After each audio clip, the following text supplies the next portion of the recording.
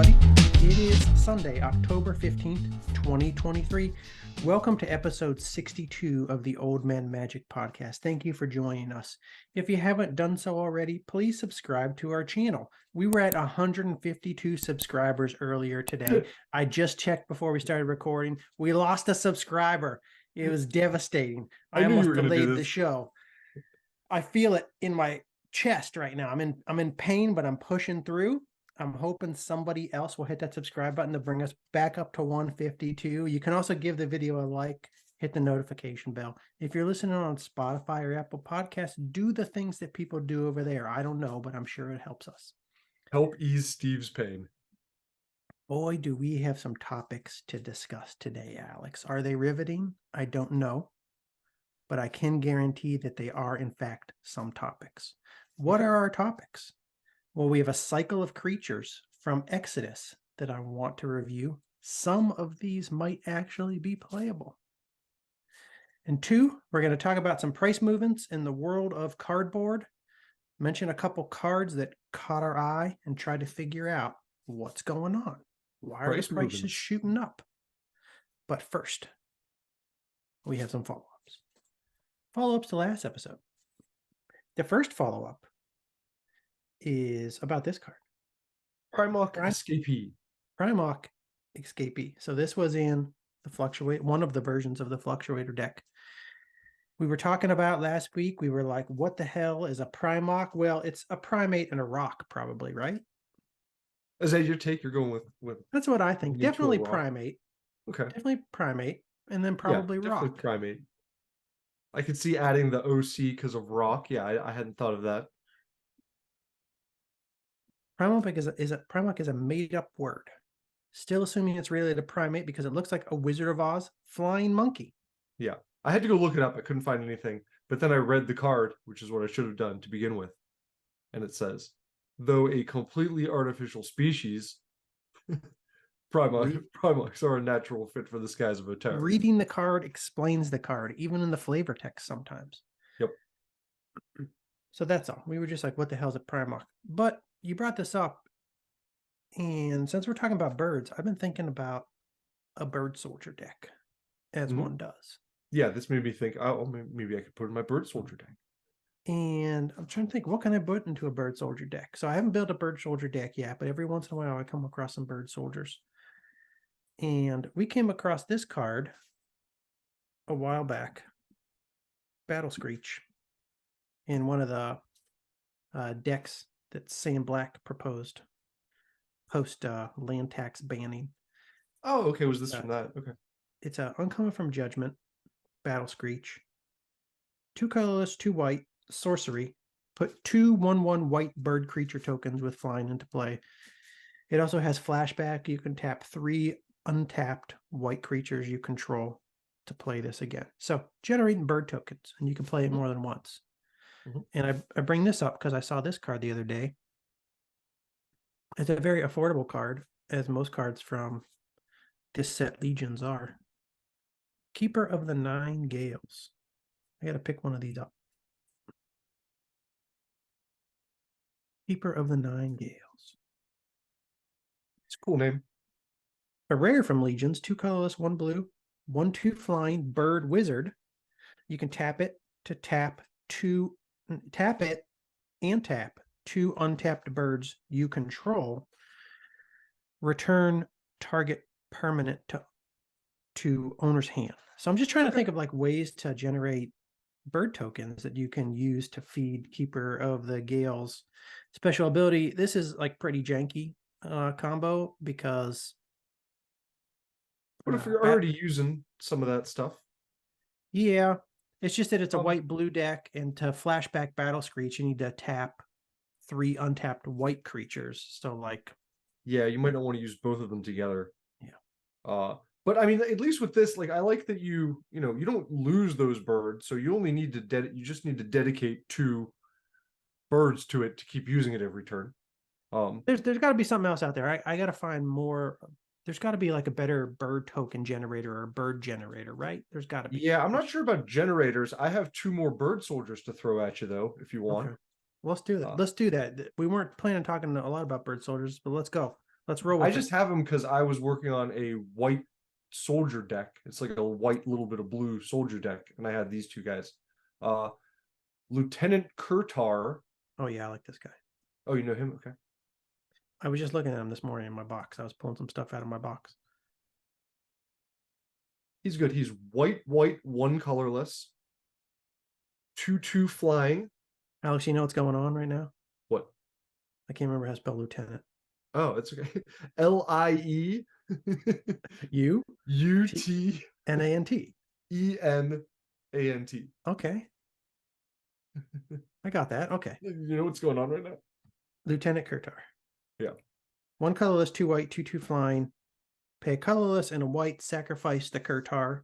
Sacrifice the lieutenant. Remove target attacking creature from the game. Yeah. So he's not bad. A little more removal in your bird soldier deck. And then I was also looking at What 16? Commander Isha.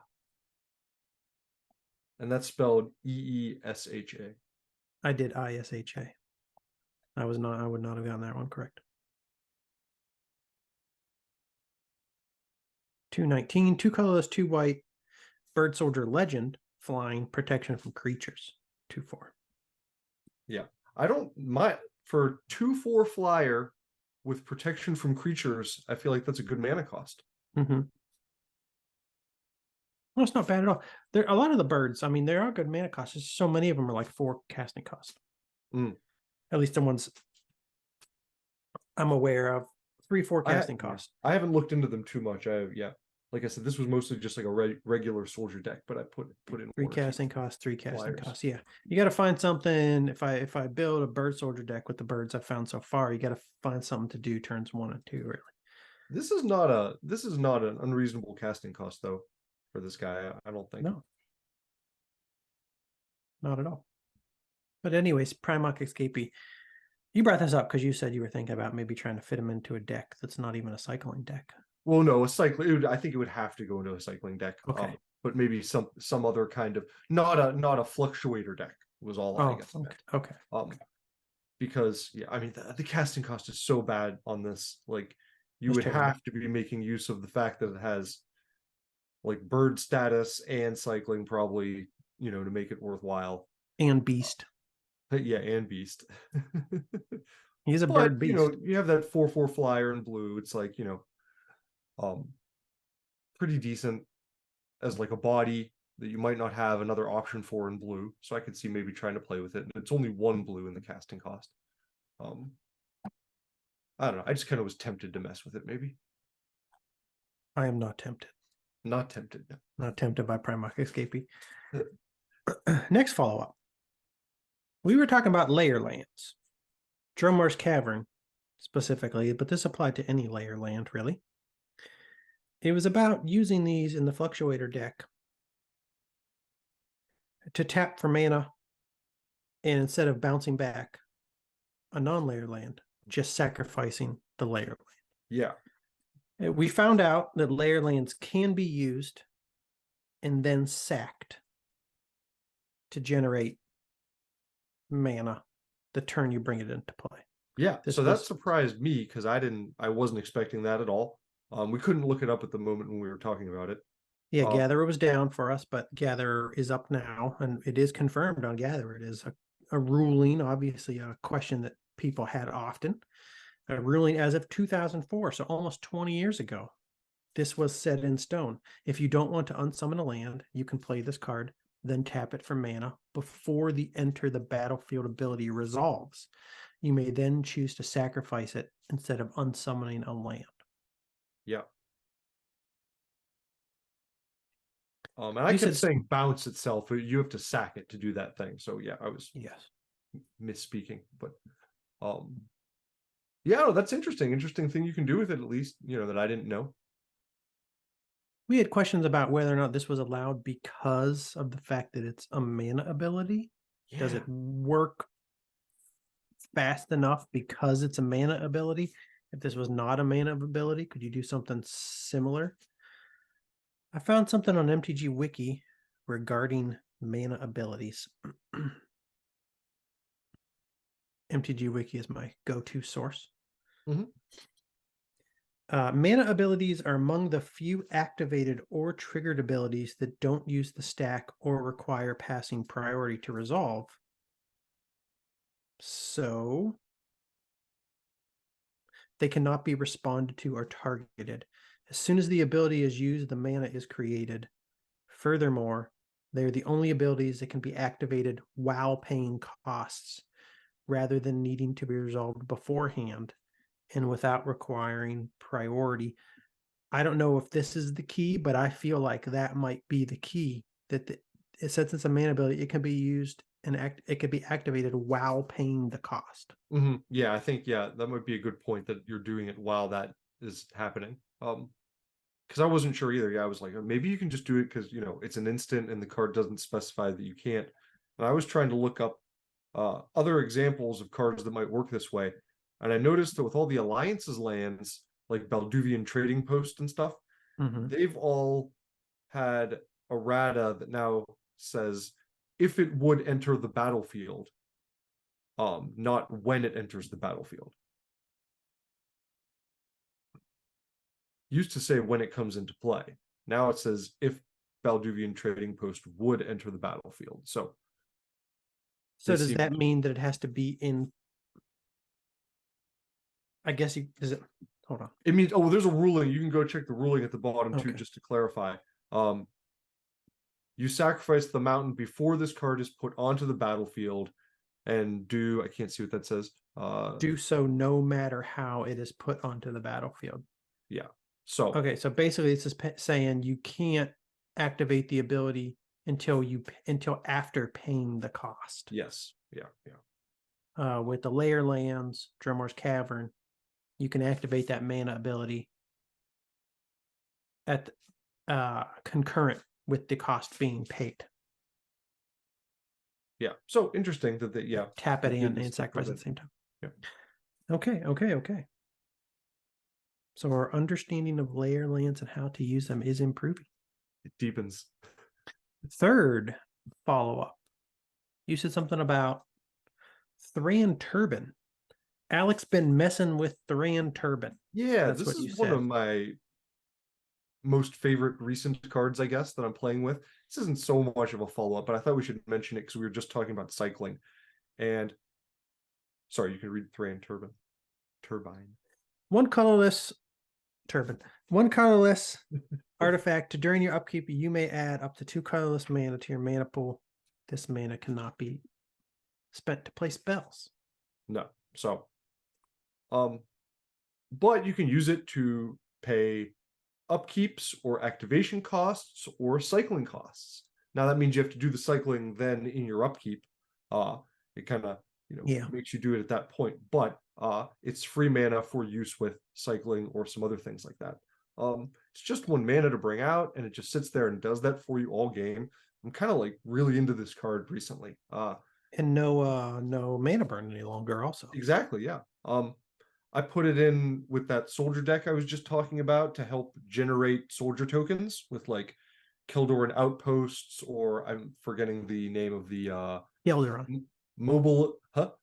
Kildoran. Yeah, Kildoran. Mobilization is the enchantment that works like the outpost instead of being a land. And you can put I don't even know what that is. Oh, it's okay. So it's an enchantment that gives soldiers vigilance. And you can spend 2 colorless and a white to generate a soldier token. Onslaught enchantment. Yeah.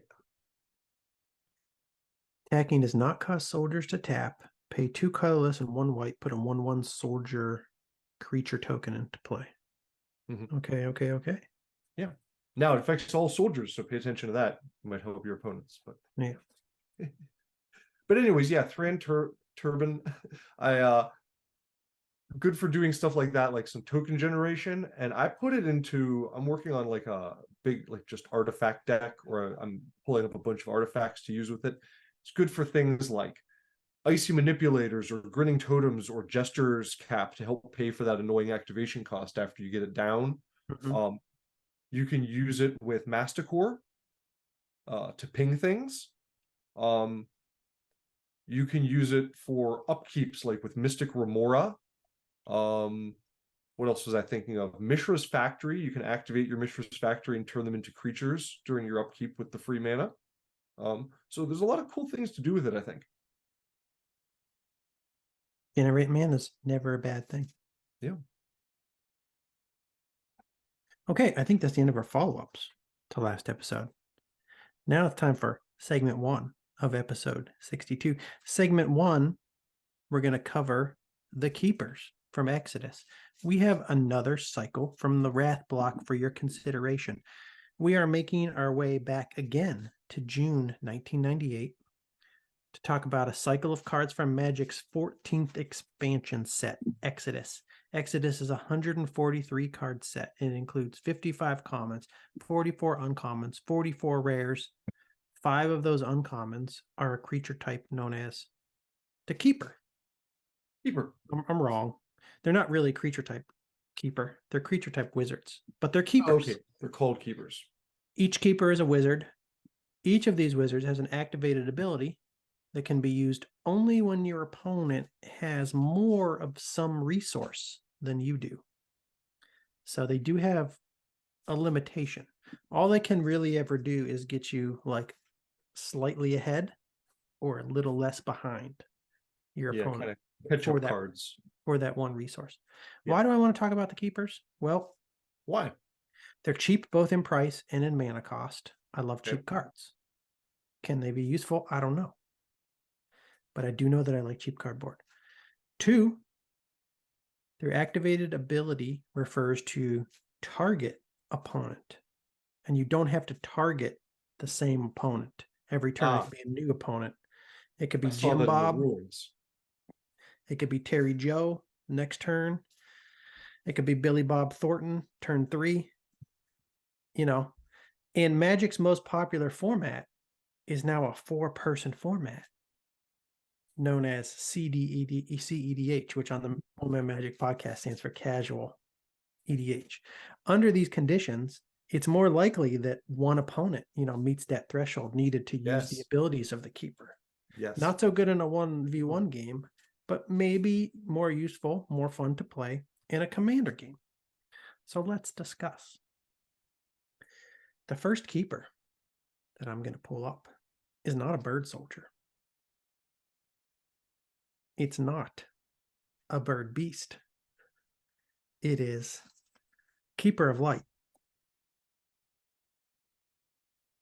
Keeper of Light. Keeper of Light has some of the best hair in premodern Magic. Oh. This keeper is an uncommon from Exodus. It has a casting cost of 2 white. It is Summon Wizard. It is 1/2, 1 power, 2 toughness. You can pay 1 white and tap the Keeper of Light to gain 3 life. Play this ability only if you have less life than target opponent. It has a rating of 3.320 on Gatherer. It's going for a current market price of 25 cents. Gee, to be honest, I was surprised that this was rated above 3 on Gatherer. I don't like this card at all. Life gain is generally underwhelming as an ability. It's especially underwhelming when you can only use it when you have less life than your opponent. I'm generally anti-life gain unless 1, it occurs because it's attached to a creature as a lifelink ability. I like that in a creature. Or 2, you go all in on the life gain strategy. You have a deck that's designed just to do that, and you can, get yourself up to 752 life, and your opponent can never beat you. And it reminds me that at some point we have to go through some life gain decks. I think it would be fun to look at because I've never really thought about them before. I've never tried to build one, but I do know they exist. And I do know it's a viable strategy. Yeah, I would like some of those. By viable, I mean like it might win a game sometimes. I don't know if it's ever. I don't know if anybody's ever like stomped the tournament with a life gain deck, but could be interesting. I don't know if you have any thoughts about this card. I like it a little more than you. I'm not like itching to throw it in a deck or anything, but like what I like about it, I guess, is that if your opponent's starting to take a life lead on you, you can just keep using this to kind of catch yourself up and prevent yourself from dying. But just barely. Like you just you could sort of, you can catch up or just get slightly ahead. Yeah, That's all. if That's they the can best you do, can ever do. 5 or 6 damage to you each turn for several turns, this isn't gonna like save your life. Um, so yeah, I don't know, Now, not much to say. I will say that I looked up, I thought to myself, I don't know, is there some kind of synergy? Maybe it's not the greatest thing, but maybe there's like life gain synergy. I don't know what made me do this, but I looked up whenever you gain life on Scryfall. And I found that there are a bunch of cards. So none of these cards existed. I don't think this was a thing that existed actually when we played Magic back in the day. I I don't think don't so. think that any old frame cards, I could be wrong, but I don't know that any old frame cards have this text. But there are a bunch of modern cards that do read whenever you gain life, something happens. So, for instance, Ageless Entity, 3 colorless, 2 green, 4/4. It's a creature elemental. Whenever you gain life, put that many +1/+1 counters on Ageless Entity. A Johnny's Pride Mate, Cat Soldier, 2/2. Whenever you gain life, put a +1/+1 counter on a Johnny's Pride Mate. Okay. A Vampire, whenever you gain life, put a +1/+1 counter on Blood Bond Vampire. I like Attended that. Healer, Core Cleric, 2/3. Whenever you gain life for the first time each turn, create a 1/1 white cat creature token. So, while the life gain ability isn't powerful on its own, there's obviously a lot of life gain synergy cards. And if you have some of these out, if you build a deck around this, it's definitely worthwhile to have some sort of permanent that you can activate to generate life every single turn. Mm-hmm. Now, you won't be able to do it every single turn here. That's still a downside, but more than once. And I mean, if you're doing, some of these cards are black, and if you're doing a black white deck or something, you could be Yeah, sacrificing life for certain life. effects, which is Yeah, always bringing your life down. Using pain lands, bringing your life down, and then you could, use this to take the edge off of that, and then affect your creatures that get tokens. So that'd be cool. that's very true. So it'd be I kind of don't know. interesting thing to look into. We'll learn more about these in the future. Maybe like 6 years from now, we'll be getting onto some of these sets. And I don't know too much about wizard synergy either. I don't know how many, if it, I know there's probably not too many, but there might be some old frame cards that affect wizards. Don't know. Next, Keeper. That's Keeper of the Light. Not my favorite of the Keepers. Next Keeper is Keeper of the Mind. Ah, Again, an uncommon from Exodus. 2 blue, 1/2, summon wizard. You can pay 1 blue and tap to draw a card. Play this ability only if target opponent has at least 2 more cards in hand than you. It'd be much better if it said 1, but it doesn't. It says yes. 2. 2 cards. My first very basic thought was maybe this is useful in something like a counter burn deck, because you're often like you're unloading the burn. You're holding the counters, but the red stuff that's showing up in your hand, you're firing it out, usually fast and furious. Mm-hmm. So, depending on the deck your opponent's playing, you might often have a smaller hand than your opponent, and in that case, you can load up. The fact they need 2 more cards though is rough. You said something about, I was thinking maybe forced draw control style, where you jam their hand up, you jam it right up. You could do that too, and then that made me think. I saw you write that note down. I'm like, okay, Winter Orb, Black Vice, maybe a good creature in a stasis deck, Mm-hmm. where you're locking your opponent down, you're locking down mana, you're making it more difficult to play cards, and you got a deck that can do everything it wants to do on just 2 mana, so you're able to play stuff more often than your opponent. Mm-hmm. Not bad, not bad. Might also have some use in decks like Madness or some other deck where you're always like purposely discarding cards. Like maybe you could put Waterfront Bouncer in some deck. 1 I like colorless, this 1 card. blue. I have to mess with this in some black graveyard decks. discard a card, return target creature to its owner's hands. I'm just thinking about, what other blue spells can you run to discard cards to maybe generate that card differential so then you could draw again. And you This might is want good, to, yeah, because like you're you saying might, with the differential, it does a 2 card move, you know. You lose a card and they gain a card from the creature bounce. So fucking yeah, I didn't genius. even notice that at first. I'm a genius. I didn't either until you just brought that up. I did subconsciously. That's why I chose Waterfront Browns Yeah. off the top of my head. Yeah. Good combo. Wild Mongrel, a madness card, discard a card from your hand. That being said, I never see anybody run Keeper of Mind in madness decks or blue-black or blue-green discard decks. So maybe there's just too many other cards and there's just not space to make, to put this in. But one other thing to mention.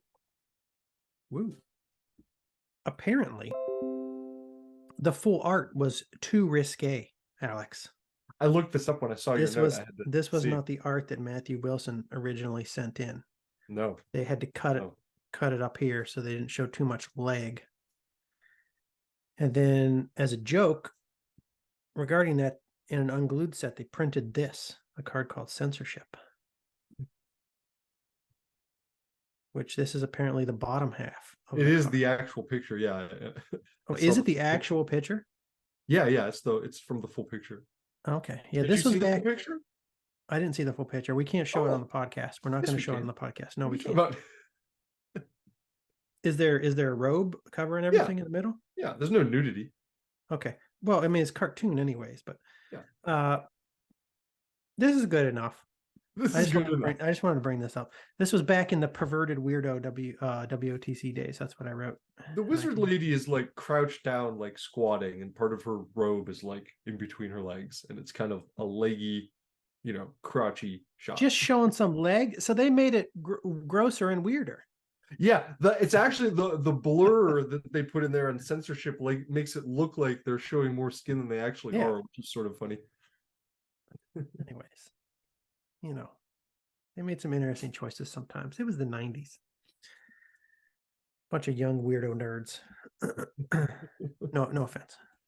No offense. But that's the second keeper. Keeper of Mind.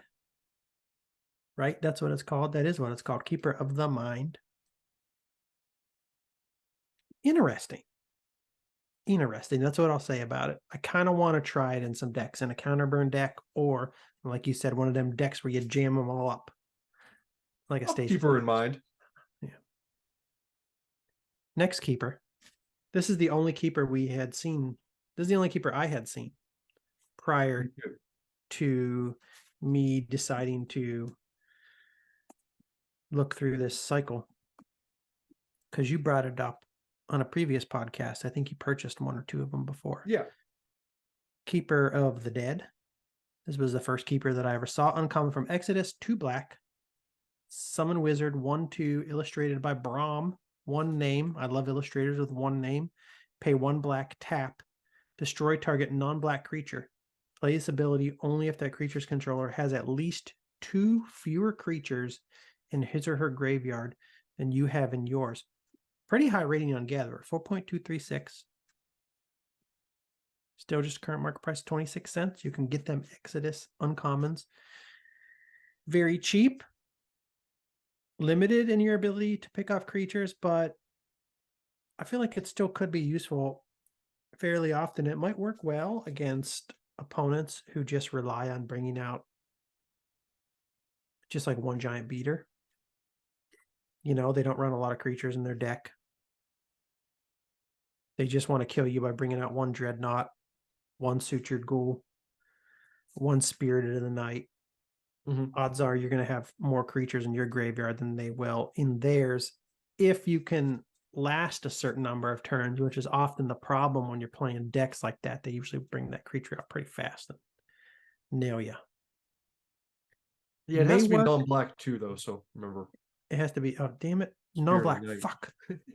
Oh, yeah, I saw it. I have in my notes. It won't work against Sutured Ghoul or Spirit of the Night. Oh. But it can kill a Dreadnought.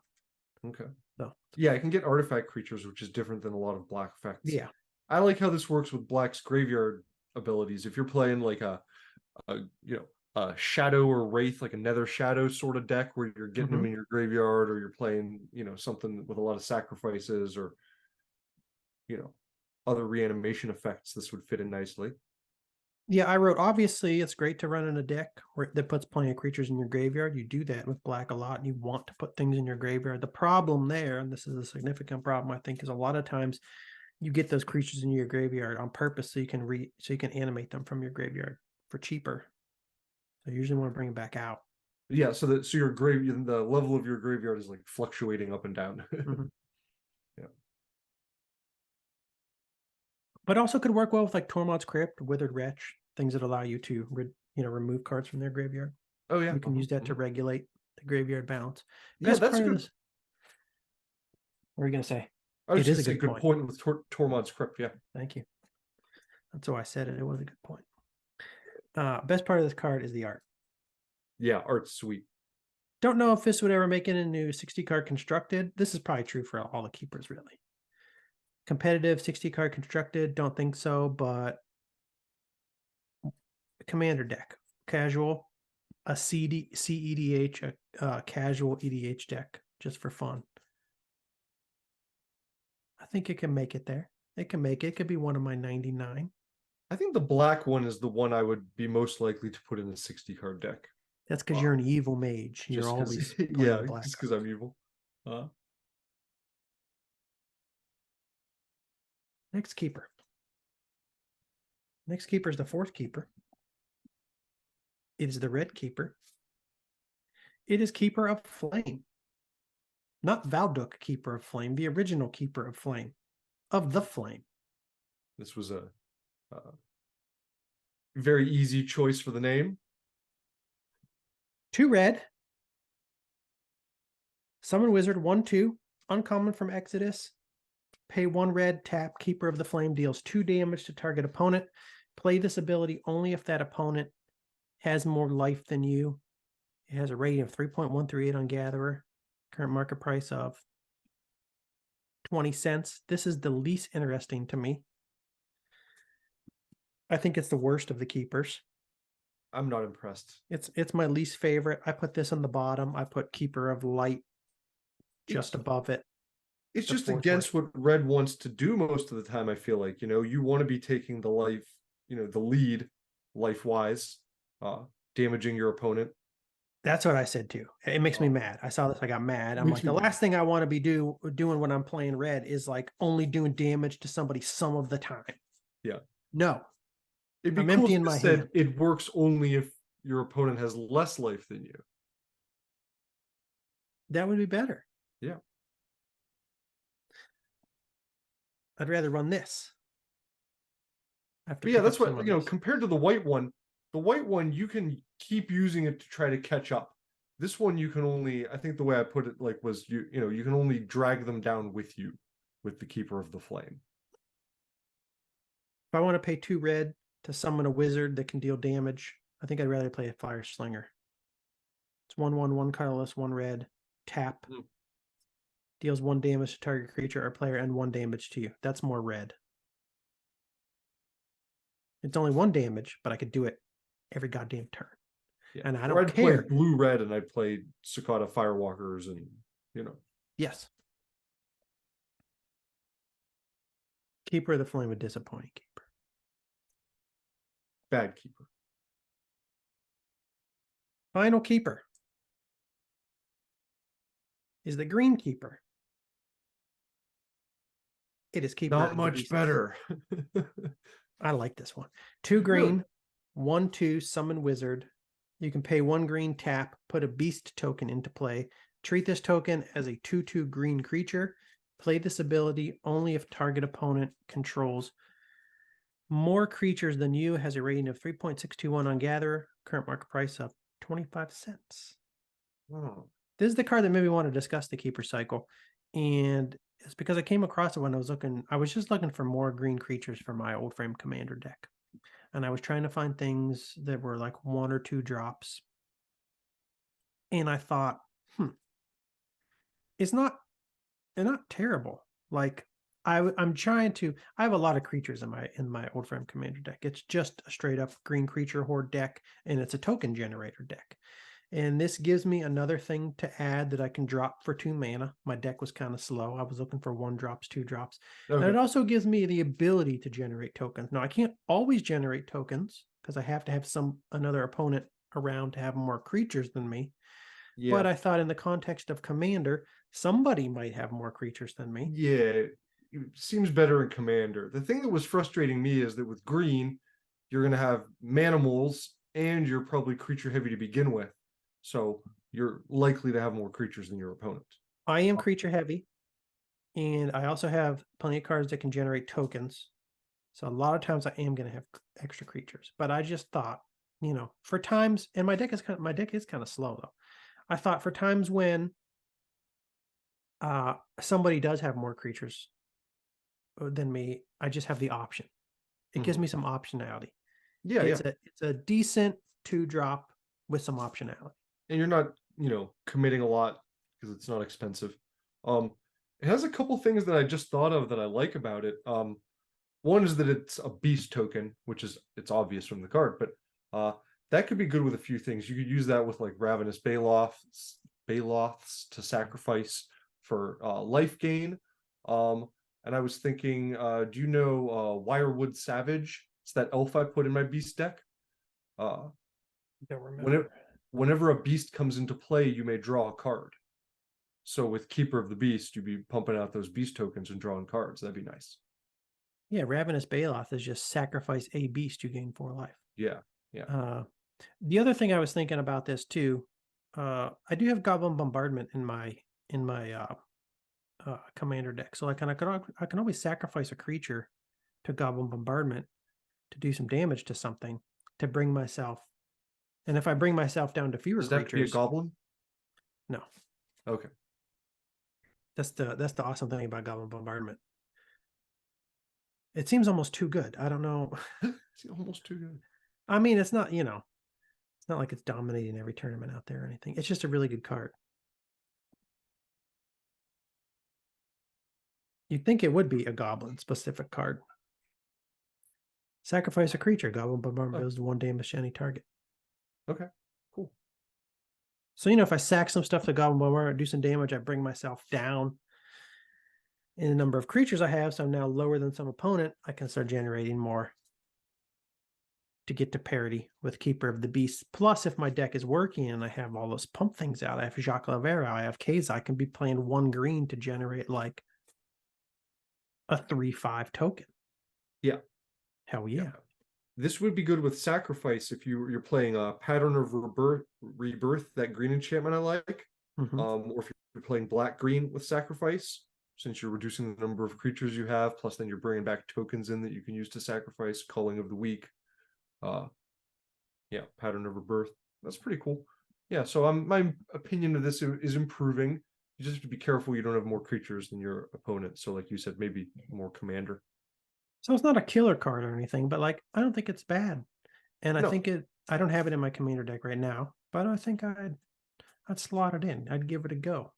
I like it more than the red one, especially because of the the beast thing. I could do maybe some beast trickery with it. Yeah, I forgot about Ravenous Baloth. Sacrifice a beast to gain 4 life. Put a beast token into play. Sacrifice a beast, gain 4 life too. It just says sacrifice a beast, you gain 4 life. So like you could sacrifice multiple beasts. Any beast. Yeah. Multiple. Stampeding Wildebeest, this isn't really like super on point, but it has a return a creature you control to your owner's hand. You could use your beast tokens, just like sacrifice them to pay the upkeep cost, something like that. You could do that. Could do it. Janky combo. That you could do. That's what I like to do. Yep. That's the beauty of Magic. So many different ways to play it. If you want to do janky things, you can do janky things. There's lots of opportunities out there. But that's the end of the beast cycle. Keeper. Damn it. That's the end of the keeper cycle. Rating the keepers from worst to best. Worst, Keeper of the Flame. Second worst, Mind. No, No, the white one. that's my opinion. Yeah. Keeper of the light. But we might No, differ you're here. probably right. You're probably right that you could build around the card draw with Keeper of the Mind. Then the other three are tied. I don't know. I think the I don't black know. one's best, maybe. It might be. Nope, I don't like it. Nope. Yeah, I don't know. Yeah, we'll see. We'll have to think about it. Let's build keeper decks, Steve. Keeper of the Beast is the best. Oh, okay. Keeper of the Mind, number 2. Keeper Oh. of the Dark. Was that the black one? Keeper of the Dead, the third one. In 4th place, we have Keeper of the Light. In 5th place, we have Keeper of the Flame. That's my current keeper. Okay. Tier list. If you disagree, say something rude to me in the comments. Nobody says anything rude to us in the comments. That's we don't good. have enough. I'm happy. I don't think I could take it. I could. Okay. You're gonna have to deal with it, Alex. If we get big, people are gonna be saying mean things in the comments all the time. That's what people do in the comments. The comments are not. It's not a place to be nice. It's a place for criticism. It's a place for insults. Anyway, segment 2, Alex. 3. Segment 1 was the keeper segment. No, it's segment 2. The Oh, follow-ups is not an official segment. Oh. It's follow-ups, then segment 1, then segment 2. Segment 2 is potpourri.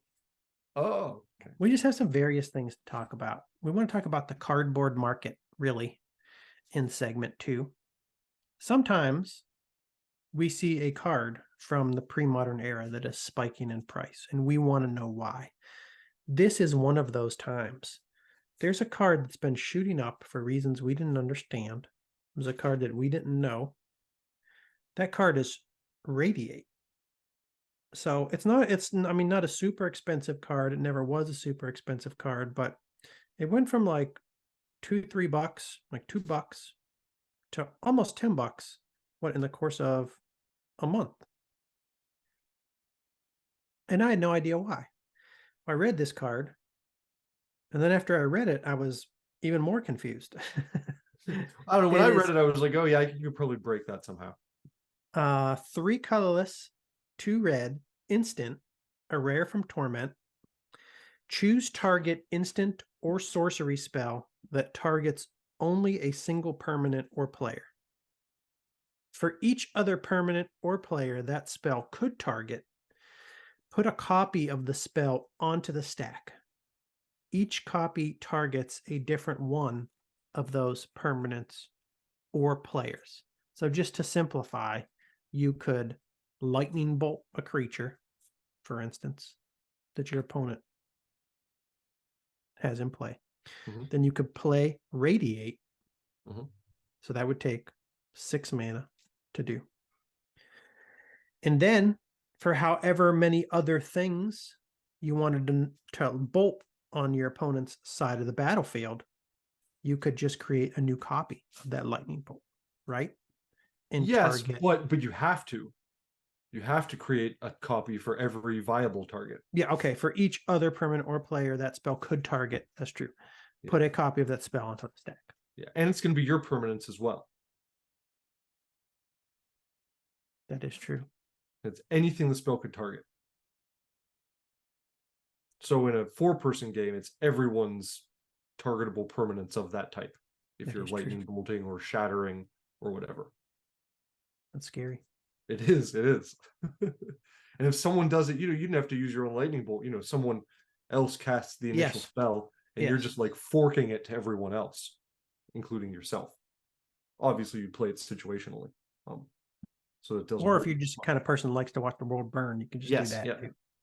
But there's, I think, you're going to tell us there's a card that people. Well, my question was, why is this? Why are people buying this card all of a sudden? You read what it does. It's fairly straightforward, even though you had to explain it to me. I was missing some things. Fairly straightforward. Well, there's a fair amount going on there. It's been 50 cents to like $2 forever. It's been very steady. Why is it just shooting up in price all of a sudden? What's going on? Well, the answer seems to be a card from Wilds of Eldraine. Emodane the Pyro Hammer. I like to do this. I like this exercise where we see like older cards shooting up in price. Because it's a good way for us to learn about new stuff that's coming out too. Because usually Yes. they're shooting up in price because they're synergizing or functioning well in some way with a brand new card that just came out. It's just hot off the presses.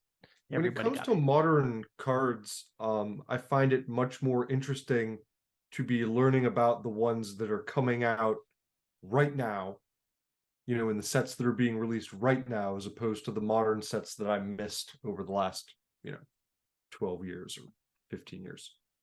Well, this one is Emodane the Power Hammer. You can pick it up for 43 cents right now.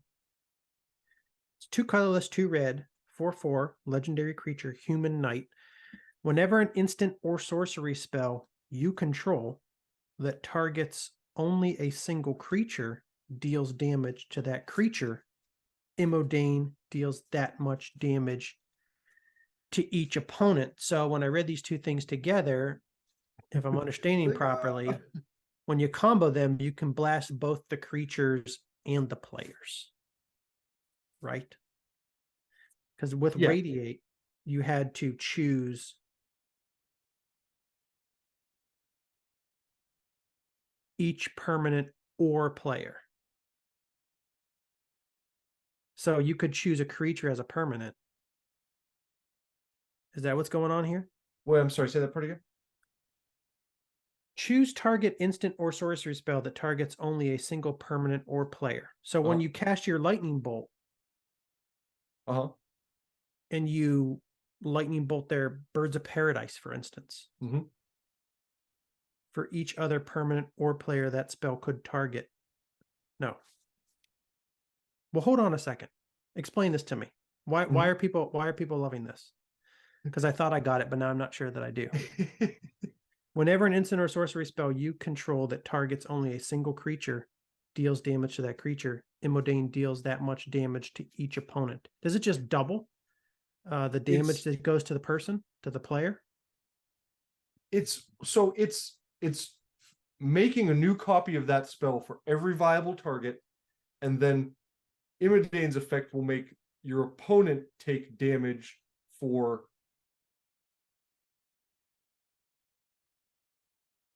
each copy, all the creatures that took that much damage. Your opponent will take all of that damage. I don't know if I explained that right. So okay, yes. So you lightning bolt a creature. And then you cast Radiate, and then all the creatures and the players get lightning bolts. Yeah. But then if Emodane is out, the players, the opponent takes the damage from all the creatures additional copy lightning bolted from each additional copy of Lightning Bolt that was created by Radiate. That hit a player. Each additional copy that hit a creature. I'm sorry. Hit a creature. Yes. You'll ignore the ones that already hit the players, I think, because Emodane says creatures. Yes. And this just creates extra damage for your opponents. Yes. It doesn't send it your way too. So you don't mind the fact that, you just took a lightning bolt and some of your creatures did, because your opponent is now taking the additive damage of all the lightning bolts that just 7 lightning bolts. Okay. Yeah. So 21 damage. Yeah. Here's another. Okay, I got it. They explained it on MTG stocks. They had a little write-up when it started to spike.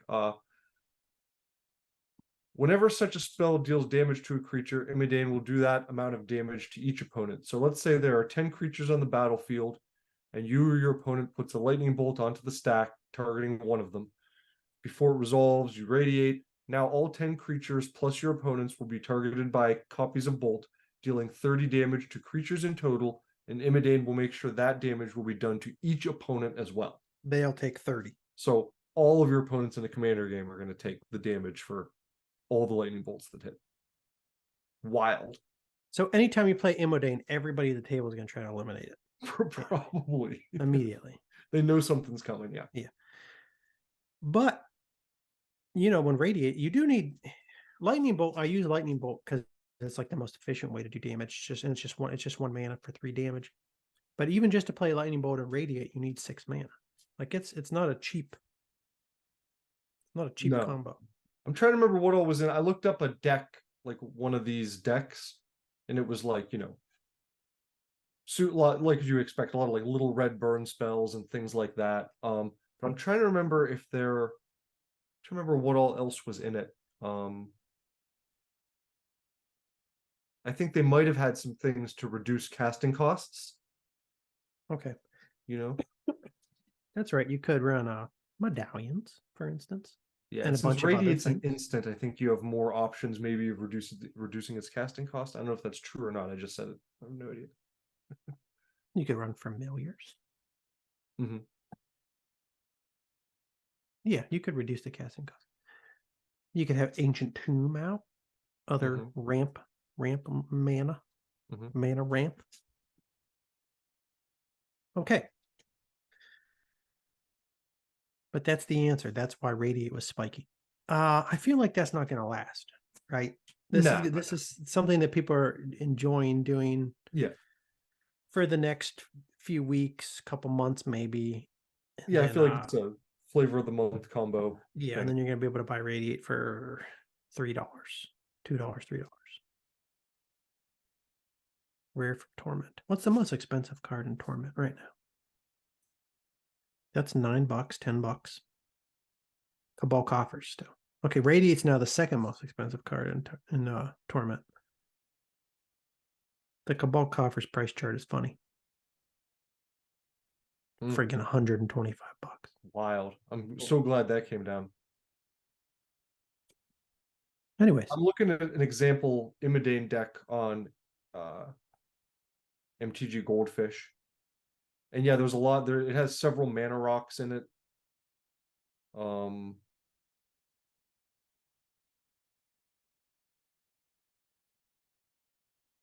it has a like mana geyser, add red for each tapped land your opponents control. okay, There's obviously a few things in here to help you cast the higher casting cost things. okay.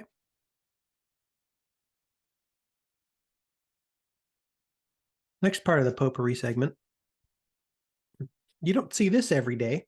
There was an MTG Finance article posted on MTG Stocks about the pre-modern format. Yeah. As soon as I saw Competitive that, MTG Finance number 3, pre-modern and other older formats. So the focus on the article is really on a deck that won the Misty Mountain Games Fall Cup at the end of September. And there's some speculation in this article about what cards might be good to invest in if some of these burgeoning old frame formats continue to grow. So they started by mentioning this deck. It is Green Oath Ponza, and yeah. it was piloted by Ricky Thorson. I'm gonna pull this up. I put it into Moxfield. Misty Mountain Games Pre-Modern Fall Cup 2023 Oath Ponza. I've heard some people talking about decks like this already online, in a few places, talking about Thermokarst and how it's going up in price, talking about Oath of Druids deck like this, like a Ponza Oath of Druids deck. I have a deck right now that I built that's just green land destruction for Winter's Grasp, Oh yeah. for Thermokarst, and then a couple plow unders. But it's mostly like it's very similar to some old school green decks that I saw. Budget old school. They call them DFB green. I think the guy's name is Dave Firth Bard. Hmm. And they're just trying to, make sure you play a 1-drop, preferably a manimal. And then on turn 2, you can ice storm your opponent and just try to get out small creatures quickly and slow your opponent down with land destruction. So I just kind of did that in the pre-modern format. This goes land destruction, but instead of bringing out 1-drops, 2-drops, maybe some 3-drops, and trying to turn sideways every turn, wow, keeping your opponent on the back foot with land destruction. It's more focused on just killing with one big creature. So it's more of a control style deck. It uses the land destruction and sphere of resistance for control. Beat you up with some man lands, 4 treetop villages, 4 Mishra's factory. It has 4 wastelands and Dust Bowl for land destruction. It has 4 Rishadon ports to keep lands tapped down. Mm-hmm. So the idea is you're probably not going to be able to play a whole lot. Your opponent's probably not going to be able to get a whole lot into play if this deck is working right. And then if they do get a creature into play, you use Oath of Druids to search for your big Terravore, which if you've done your job destroying land, is going to be quite huge. And you have a Star Trampler coming at their face. I like that. I like that. So the idea is Sphere of Resistance plus land destruction plus a super low mana curve means they can't play their spells out, but you can play Rishadon yours. ports. Rishadon ports.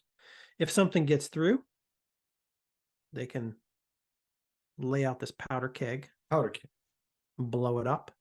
I'm kind of surprised there's only 1 powder keg in this deck. I thought there would be more because, like, what if something gets through and you're in trouble? You know what I'm saying? Yeah. I'm not sure. I'm not sure the correct number of powder kegs to play. I've been messing 3. with it a little bit, and I like it a lot for a I don't few know either. decks, but I don't think I've tried more than 2 because I don't want to be getting, clogging your hands up with them.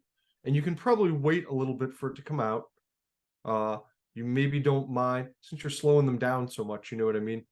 Mm-hmm. With the land destruction. I don't know. I have to think about it. Now, looking through this deck, I realize I don't think I'm understanding how to play mulch here. There's 2 mulch in this deck. Okay. I'm going to read it again. I don't know if I was reading it incorrectly the other day. 1 colorless, 1 green, sorcery. Reveal the top 4 cards of your library to all players. Put any of those cards that are lands into your hand and the rest in your graveyard. I can understand why you would want to do the inverse, get lands into your graveyard here to feed the Terravore and get spells into your hand. But why in this deck would I want to put any of my spells? All these spells seem really important. Like if I lost anything to my graveyard, I can't get it back. If I lost anything other than like a wild growth to my graveyard in this deck, I feel like I'd regret it. But what the hell do I know? It seems weird to me. Well, one thing is the deck has 29 lands in it.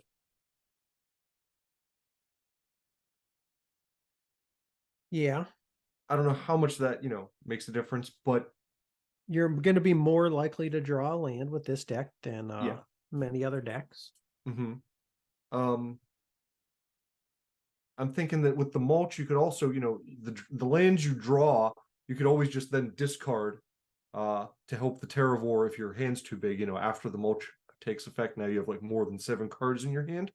You could just then pitch the lands if you want. I'm not worried about that. I'm worried about I know losing my powder keg or something. Right, you're right. Or my naturalizing. Yeah. I guess all the other important cards are 4-ofs. So if you lose 1, not a huge deal. The land destruction spells are 4-ofs. The sphere resistance is a 4-of. The Terravore is a 4-of. The oath is a 4-of. I'm wondering if it has something to do with like the Sylvan Library. Like I was thinking the same thing. I'm like, is there a way with the Sylvans you could, maybe that's it. Cause I mean, you'll be able to see the 3. You'll be able to see 3 of your cards. Yeah, you'll know what several of the top cards on your draw 2 extra cards. So you just have to hope that that 4th one wasn't something that you needed. And the odds are it's not going to be. Yeah. So maybe that's the idea. My best guess so far. Yeah. I do worry about losing your only powder keg. I do too. But anyways, he brought up this deck. Now to the finance stuff. The finance stuff in this article. Well, he talks about Mox Diamond. The first thing he brings up. I don't really know why. I don't really have much to say about Mox Diamond here in the context of MTG Finance and older formats like premodern. Like, all I can say about it is it's super expensive. It's going to remain expensive. It will get more expensive over the years as long as Magic the Gathering continues to grow. It Every already gets tournament winning deck is probably going to have 4 of them in it. we see that in pre-modern. It's probably going to be the same in middle school, which is very similar to pre-modern. It already sees play in like every other format too, I think. It's good for getting a little head start on your opponent. It's good for mana fixing. It's good to get a land into your It's like a graveyard. Mox. It's really good. So I don't really have anything there's nothing really. It's not like an under the radar spec. It's an expensive card that's gonna remain expensive forever. Yeah, not much to say about it. Yeah. So, as for investing in Mox Diamond, it's a pretty steep investment, around $578 at the time of writing. It's on the reserve list. Pretty safe to say it'll just keep going up in price over time. I feel like that too. Not going to be like the best. That's probably not going to. I don't know if it's going to be the best investment. I hate talking about Magic cards in terms of investment. I know what you mean, though. It's not going to 10x. It's already so expensive. It's already gone up most of what it will do. It'll, probably just gently appreciate from here because everyone knows about it. Yeah. Yes. It's not undiscovered. There is a shop next in town that I like that has 2 really nice light play, practically near mint ones for $400 a piece. At least they did last time I went in like 2 months ago. Oh yeah. And if I still had a high paying job, I would buy one, but I'm good. Because $400, it's like, that's not bad. And it's in person. I get to look at it. I get to inspect it, and I like the store. So I say it's not bad. It's a piece of cardboard. It's a lot of money, but relatively speaking, I understand. Yeah, when you look at the market and what's out there and what you can get them for, like it's a good price for the current market. And you get to see it in person and don't have to worry about it going through the mail. Getting chopped up mercilessly at the hands of bloodthirsty postal employees. So then he talks about Powder Keg. This is a card I want to pick up. Good for removal in decks that don't have access to the best removal. I think this is much more interesting to talk about. I'm fascinated with this card. I'm surprised it only costs 2 mana. There are so many crappy artifacts that cost 4 mana. Yeah. What this is? I mean, I know it's from an resist set, but it's a very good deal, and you get to decide the pace at which you want to grow or not grow. That's what I really liked about it. So revisiting this, like I forgot that about this card. So it's 2 colorless. At the beginning of your upkeep, you may put a fuse counter on Powder Keg. Tap, sacrifice Powder Keg to destroy each artifact and creature with converted mana cost equal to the number of fuse counters on Powder Keg. So like you get to decide how many fuse counters you want this thing to have. You don't have to add one every upkeep. Yeah. And you can watch how the board state develops and then add your counters as needed as the game goes on. And as it's sitting there, it's a deterrent for your opponent. It's like, oh, he has 2 counters on the Powder Keg. Should I lay down my 3 casting cost creature now? And then I'll put another counter on the Powder Keg and I'm screwed. And I also if you know what your opponent's playing too, like if you know their deck, you can just decide what the most problematic card in their deck is. Yeah. And you just keep it there. You just set it up to 3 casting cost or 4 casting cost, and then you're ready. Another thing that's cool about it is from the second you bring it into play, you can use it to kill token creatures. Yeah. Because right off the bat, it can kill 0 casting cost creatures. So you can wipe 0 casting cost artifacts too, which is, Mox type cards. You can wipe all the tokens off the board for 2 mana. Yeah. And you don't have to wait for it to untap first or until the next turn to use it. You can just bring it right in and do that. So that's great. The fact that it hits creatures and artifacts makes it a little more difficult to play around. Some decks it's going to be more dangerous to use this because you have, multiple creatures and artifacts that are different casting costs. But if you're playing a deck where all of your stuff is like 1 and 2 casting cost, then your Powder Keg will be great at removing bigger casting cost stuff. I was thinking about suggesting it. I forget why specifically for you, but I feel like there was something you were doing with your sliver deck, and I was going to say this might be a good idea. I think because you were trying to focus on just those low mana curve Mm-hmm. slivers, you could be playing that, and then you use your powder keg. You get rid of anything that's like 3, 4, 5 casting costs that your opponent's bringing out. I do have several decks that I'm playing around with at the moment that are just really low mana curves. 1 casting cost, 2 casting cost, maybe a 3 casting cost card here and there. And yeah, the powder keg would be really good. Yeah. It's a Or on good the other card. foot, if like you're not worried about your low casting cost stuff, you can use this to get rid of like Birds of Paradise and Landlord Elves and all that kind of stuff pretty easily. So just great all around card. This article, I think, was mostly talking about the foil price because the price of the regular card is pretty reasonable. I think it's just still under $5 or. It's about it's about $10 now, which Oh, is okay. I was wrong. that's pretty fair for this. It's a rare from Definitely. when there's a set. It is reserve list. It is 5 to 10x more than it's been for a decade I or forgot it so. was reserve list. Yeah, but we can thank COVID for that and Bitcoin Bros. They're spiking Magic card prices. I don't know if they'll ever get down to where they were. People hoard this stuff. They're all in Rudy's basement. They're all who knows where they are. Who Stuff's knows where coming else they down. are. Stuff's been coming down. Yeah, stuff's coming down. I don't know. I don't know if I'll ever be able to pick up a powder keg for $2, but $10 really is not a horrible price for a reserve list. Very Urza's card playable. that is very playable, is quite good. Let me confirm that this is actually a reserve list. I think it is. Powder keg. Powder keg. I can't be spreading fake news on this podcast.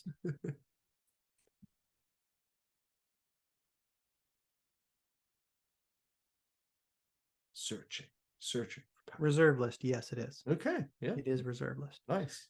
So yeah, in this article, he really focuses on, like you said, the foil price. Here's the foil price. He thinks it has room to grow.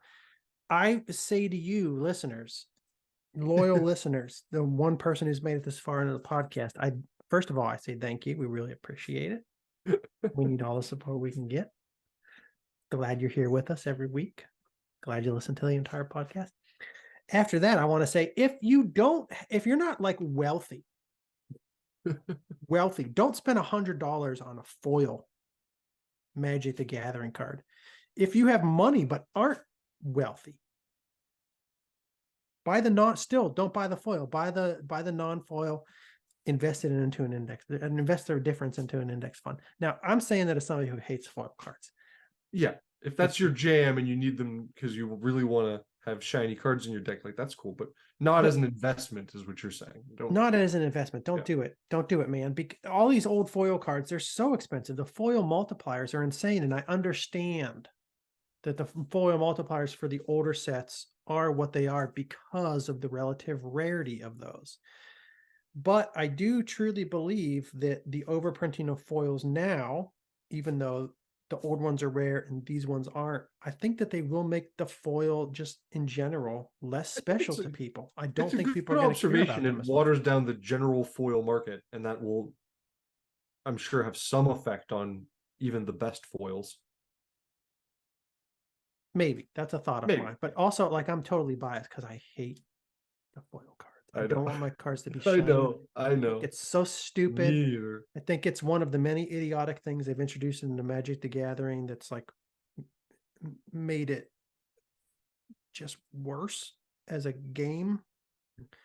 Foils, the serial numbers, none of those are as bad as the grading companies. I despise them the most, the people who slab up the cardboard. Worthless middlemen, they're leeches. They're not good for the game in any way other than the authentication services that they provide. Fair. But then they assign a number to it and they slab it up, and then a cold number, and then everybody wants to charge twice as much for it. No, I'm getting bothered by MTG finance stuff right now. You have to look also, if you look at these cards like that have been graded from different time periods and over time, and just like you can see cards that are just wildly different from each other that have the same grade or grades that are like flipped from where they should be. Uh, it's just not. No. There's still a lot of human error involved in it and profit seeking. Yeah. So you send it to these grading companies. Guess what? It's just a guy that looks at it, and they take some calipers and it's measure on the just a side, guy. and then they go, we're gonna give it this number. They don't have like a magical like stone eye that they put it underneath and it like gazes a light of, you know, Some people authentication and grading over it. somebody would get really mad at this, and they'll tell me everything that goes into the grading, but I still don't No, care. they have Like, different people. People have gone to work at these grading companies, then they've been fired and replaced or quit. Different person comes in, they have different, they get more pressure from their managers to, you know, raise or lower grades in general. Like it changes over time. standards have changed over time. Yeah.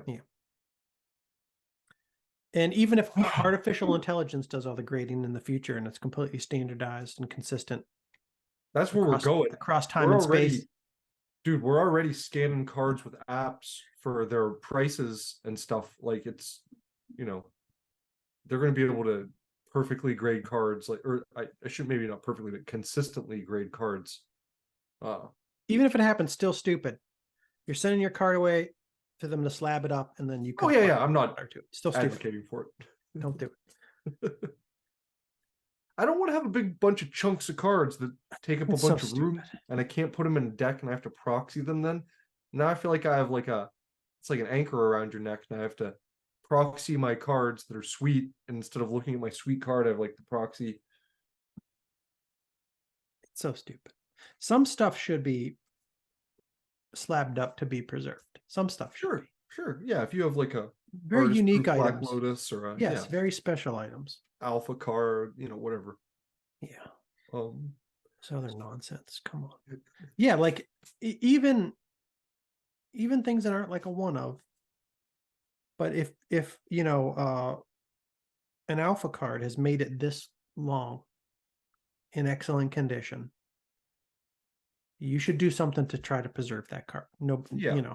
And fine. I know this is like a little bit specific to us and our very specific age and experience, but you know, for us back then, alpha cards were not even like legal because we weren't using opaque card sleeves. So I still have this like, I'm still kind of like locked into a mindset where like the alpha cards are like collectible and they stay out of your deck. You don't play with them because they're different than the regular cards you have. Yeah, they're not for different edge, you know, like they're discernible. So they're not like really like legal game pieces to me still like in my mind. So I would want to just have those as like purely collectible items. But that's me. Like I said, that's very specific to me. Yeah. The other thing on here about thermocars, changing subjects quickly, is it's easily highlighted in blue here, Popper. They're saying it's very popular and trying to say this slowly, popular in Popper. And that's part of what's driving its price too. Yeah, so he mentions the thermocar spike. I'm glad I got mine for $1. I don't want to pay more than $1 for an uncommon land destruction spell from Ice Age. This was something, I don't want to pay money for any Ice Age uncommons.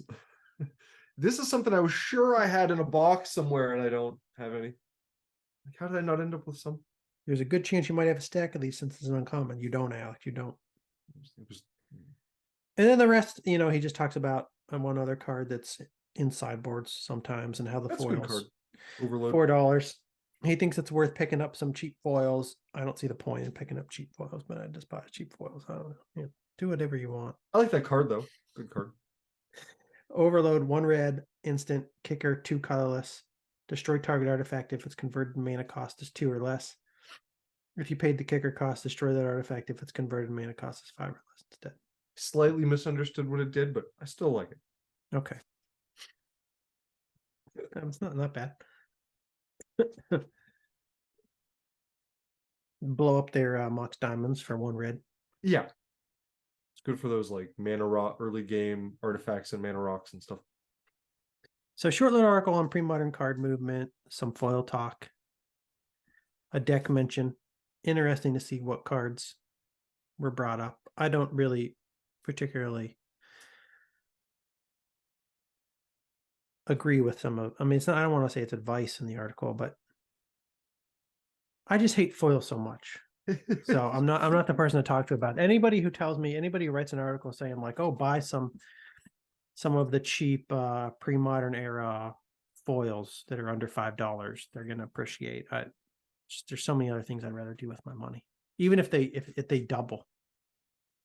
I'd rather buy Hershey stock or something. Just collect the dividends over the years instead of buying a foil overload and watching it go from $4 to $12 and then having to sell it. Yeah, 4 to 12 if you're lucky. If you're lucky, probably more like 4 to 10. I mean, who knows? Foils, maybe some of these lower casting cost ones will really go up, but yeah. And then you got to sell it and you got to package it up and you got to ship it and some are going to get damaged. To TCG player or people are going to complain and you Ah. claim percentages to people. But people love doing this stuff. You read the MTG Finance on Reddit. Everybody's like, I got this brilliant idea. I'm going to buy 300 copies of this card at $7. My price target is $14 within the next 9 months because reason, blah, blah, blah.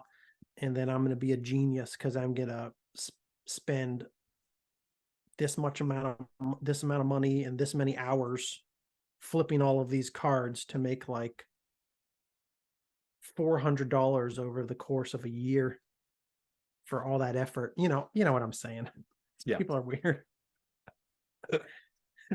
Well, people are optimistic about trying to turn something they love or their hobby into, a moneymaker for them. So I don't fault them for that, desire. It's just you have to actually do the math. Yeah, but it's the way that so many of these posts are written up. They act like they're financial geniuses. I have done stuff like this in the past when I collected, well, I mean, I still do collect books. I used to go to flea markets, estate sales, library sales. I would buy old books. I would find things that were more valuable than what they were selling for. I would even go to used bookstores. Mm-hmm. And if you go to a used bookstore, you can go to big used bookstores and just browse the fiction section and open up the first 2 to 3 pages of every book, but from famous fiction authors. You will find signed books that these people missed. And it's a book you can buy for $5 and sell for $50. I've done this, but I did it for fun. And it would be like a little bit of play money that I would make to then buy a slightly more expensive collectible. Yeah. These people who make these write-ups, they act like they're financial gurus, and then you're going to have fun staying poor because you're an idiot and you don't I think a lot of them are young, maybe, it's like a lot of like 18-year-olds who are like, I can make $1,000. And it's like, it's not going to change your life at all. You should focus on finding a better job or something. I don't know. Yeah. There was one other thing I wanted to highlight in this article.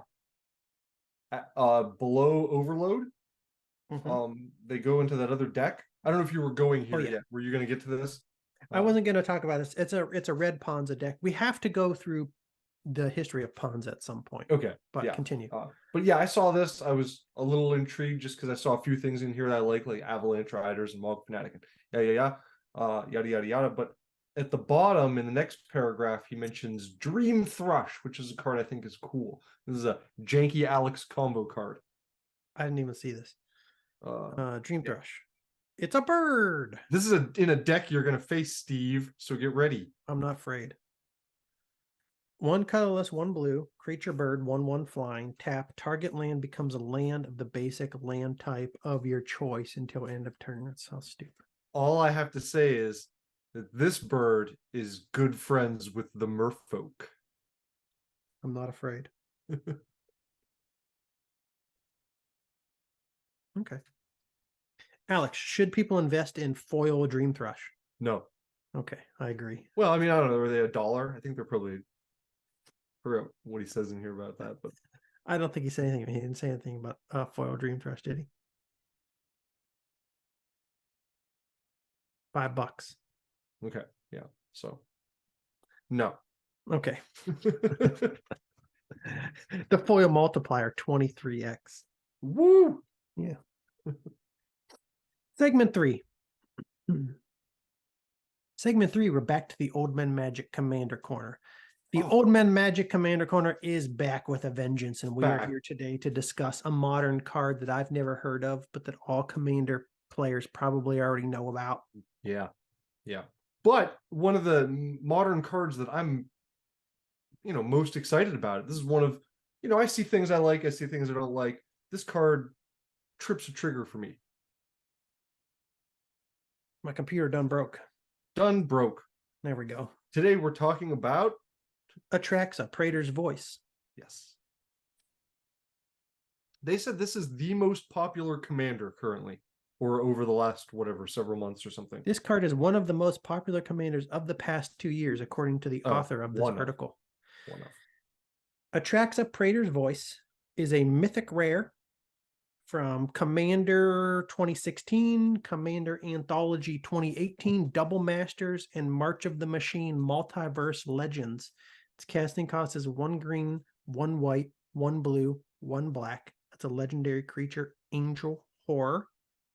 It's 4/4 flying, vigilance, death touch, lifelink. At the beginning of your end step, proliferate. I've never played with a card that proliferates. But what proliferate means is you choose any number of permanents and or players with counters on them, then give each another counter of a kind already there. So you're plus 1 counters to all the counters. Counters on everything. Yeah. Plus flying, vigilance, death touch, lifelink. Amazing. Current market price of about $15. You can see here a card from 2016. Not much of a foil multiplier. It's the same damn price. Yeah. Into this modern era now where, they're less of a multiplier. They're probably... what's the most expensive version of this card? I think it's this one. Is it? Okay. I think it's the 2016.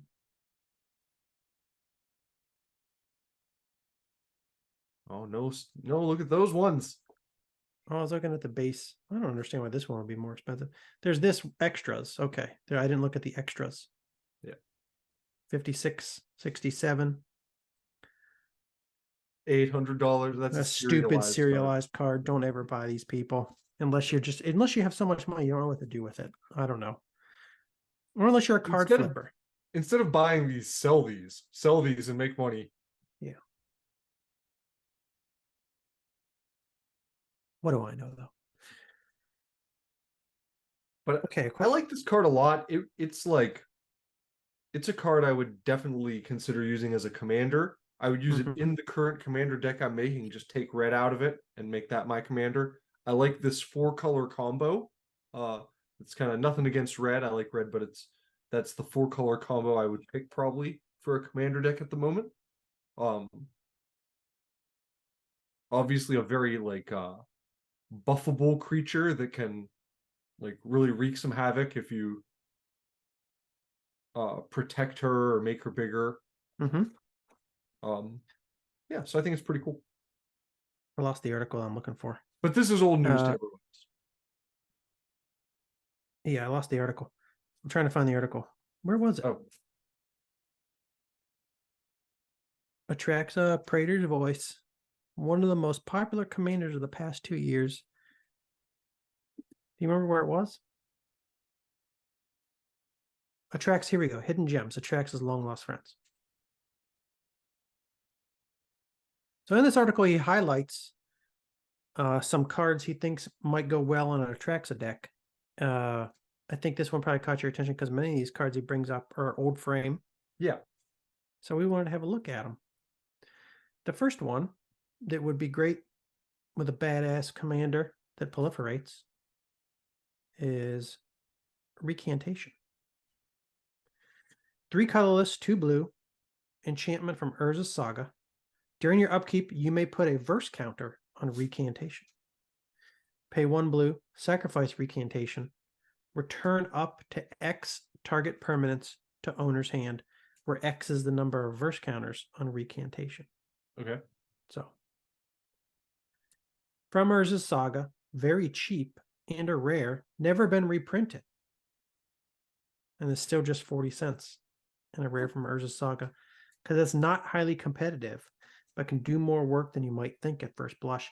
It's definitely better if you have something that can double the amount of counters. It does Yeah. twice as much. Not to nitpick, but remember that it'll only double after the first turn. After that, it's only because it adds one counter every time. So when you have one counter on recantation, it will double it to 2. But then when it has 2, it'll just add It's not one going to to double. It's 3. going to add double the amount of counters each turn. No? Well, usually it adds one counter. Instead, it's going to add 2 counters every turn. No? Oh, yeah. Yeah. Yes. It's not going to double the amount of counters on recantation No, every turn. correct. Yes. Okay. It's going to double the amount of counters that it You're typically getting adds each every turn. turn. Okay. Yeah. I don't know. I have a feeling there's a lot better things to put in an Atraxa deck. There's a lot better counter cards out there, and that's probably why, even though this is a rare from Urza Saga that's never been reprinted, you can still buy it for 40 cents. It's a fair amount of mana and then lot of time to mana. wait for a mass bounce spell. I feel like you'd be better to go with like well, return permanent, so you could be bouncing land, so that is good. It's like a Yeah. like a Sunder or whatever. But it's a lot of mana, it's time to wait, and it's an enchantment, it just sits there. It's gonna be a target, yeah. Yeah. Okay. I'd try it out though, I'd play with it. Spike Better Weaver. better than Primarch Escapee. It is. You mentioned Spike Weaver, which I had no idea Spike Weaver spiked up to $15 in 2017. That's crazy. That's really but it is weird. rare. Really weird. But yeah, we talked about this before, and it's a pretty good card, but yeah, it's great in this combo. He is shocked that only 5% of Atraxa decks, probably on EDH Rec, play this little guy. He's a selective fog for infinity, unless someone removes him and or his sweet Phyrexian Angel Mother. Spike Weaver. 2 colors, 2 green, 0/0, summon Spike. Comes into play with 3+1/+1 counters on it. Atraxa will add a counter every turn, right? Let me read it. Okay. Pay 2 colorless, remove a +1/+1 counter from Spike Weaver to put a +1/+1 counter on target creature. Pay 1 colorless, remove a counter. Creatures deal no combat damage this turn. So, like the author says, a selective fog for infinity, unless somebody gets removed from the board. So I do like that in with a commander that has proliferate. And I would like that in my that commander deck I was making that's defensive and it involves creatures that grow over time, forgotten ancient, things like that. That's seems like a really good way to go. Next card I had not seen before, Night Dealings. When was Night Dealings first printed? This is a modern card. It's got to be a modern card, right? Only. I mean, that was definitely a modern border. That's what I bet, but only one printing, Champions of Kamigawa. Okay. 2 colorless, 2 black, enchantment. Whenever a source you control deals damage to another player, put that many theft counters on Night Dealings. Pay 2 colorless and 2 black. We're getting mana heavy here. Remove X theft counters from Night Dealings. Search your library for a non-land card with converted mana cost X. Reveal it, put it into your hand, then shuffle your library. This is a very mana heavy tutor that also requires you to deal damage. And you have to deal the amount of damage equal to the casting cost of a card that you'd like to get. Well, maybe you just get whatever. Because those counters. Oh no, you do have to remove them to use it. Yeah, okay. You'll build up the counters by doing damage. Yes. And then you remove them for a repeatable tutor effect for 4 mana every time you want to remove them. Yeah, so if you want to get a 4 casting cost card, you don't need to deal 4 damage. You could deal 5 damage and then just remove 4 theft counters. Oh yeah. You'll have 1 left over, I think. True, yeah. That makes sense, yeah. Still, mana hungry. It's also going to sit there. People won't be happy if you have like a repeatable tutor. But also mana hungry.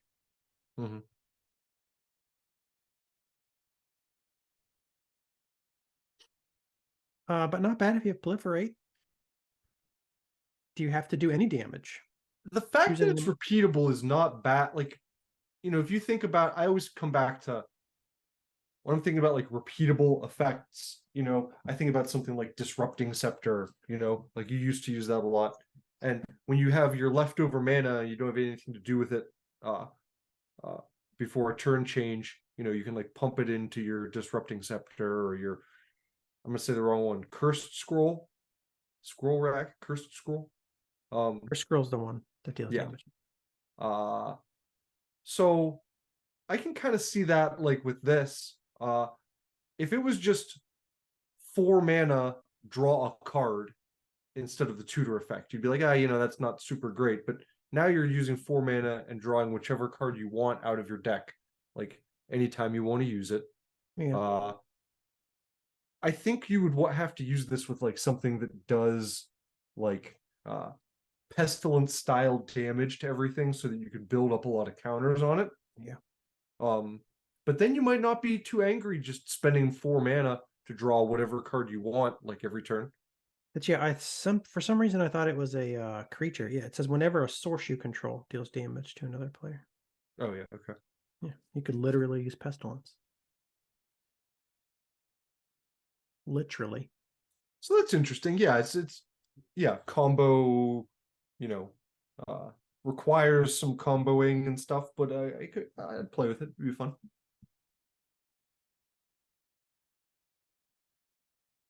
Fourth card he mentions, not just a card, a set of cards.